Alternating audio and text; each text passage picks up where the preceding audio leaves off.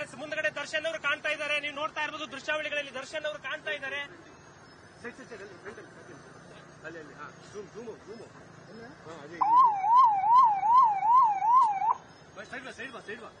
side ಬಾ ಈ ಕಡೆ ಸೈಡ್ ಬಾ ಇಲ್ಲಿ ಅದೇ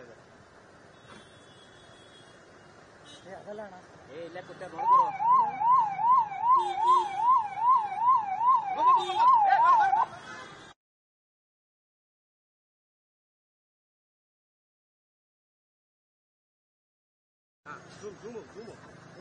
ಅದೇ